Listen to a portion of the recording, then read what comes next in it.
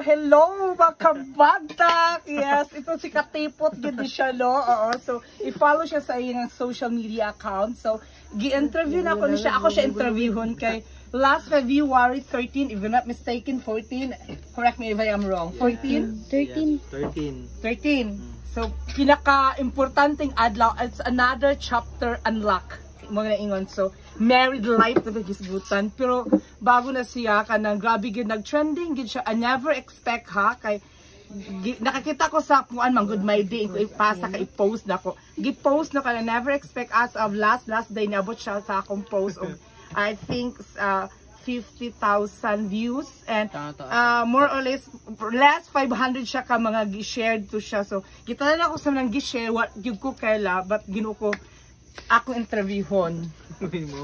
Kato siya, gitagaan, tinuod gito, naku na doon nga mga haka-haka, gitagaan na kag-script na basahon, tinuod to siya. So, gipabasa to, katong gistorya ni Mayor, ka na mo itong gipabasa before mo nagsugod or dili, unsa mag-story ginad to? Juan, kanang pinakauna, abi na og kanang tagsa-tagsa yung puli-puli ra ba kaning dahilan ka number 6 man ko. Abi na og kanang puli-puli ra. Nya uora ko maghatag sa mic na kaya ra ganyan. Gabi kay puli-puli ra kay lahir man ko. Napayuna sa kuha. Nya sige basa-basa na og ganina pagsugod ang script kay pag-isky story dito. Tingnan naman na 79.0 may monora ko anara uura daw. Nya wala man din sa script. Wala sa script ba.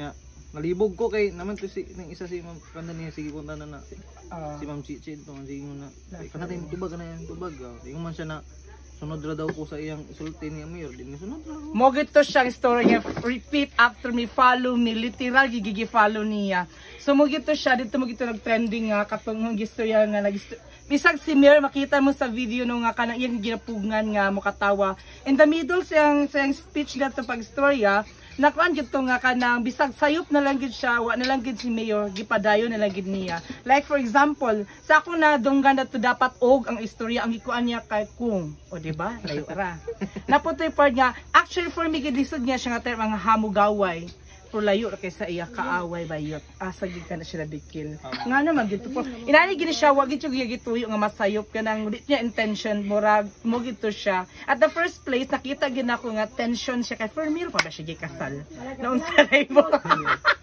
di may wa kan si racing gani dia ingon sina patay kalig-alig ka di may kakalitok di mo gid siya pakalitok pero gabi kini kamat Monroe muna siya sikat gini kaya siya nag-trending gini siya 1 minute expect nga grabe kita mga checker gini mo kung nilaban kasi mong checker Nag-viral di daw kasi nag-viral gini ka sa karon nga to ikaw ang remarkable nga nahitabo sa wedding dito sa Hingoog City pasalamat yun mi kay sikat ka didaghan akong view so unsa ka tong Facebook account nimo mga katipot sa to ipa-follow siya sa imo sa to katipot vlog ni siya kay nga ako pag kilahi mapod ako pero akong gi-trademark is kabagtak kay isog magay kong bagtak so dito kita magpuan so muna congratulations nga padayon gyapos pag inadto nimo I know natural lagi to siya pero unsa na may pagka bugo-bugo sa lagi ni siya very light lang sad pero gabi oy congratulations so mo to siya guys thank you and istorya na gid na akong isa sa nag-trending diri sa Hingoog City during sa kasal niya nakapanayam nga po si Katipot Michael Angelo Alcol aka Maki G. This is Franz Mega mabuhay.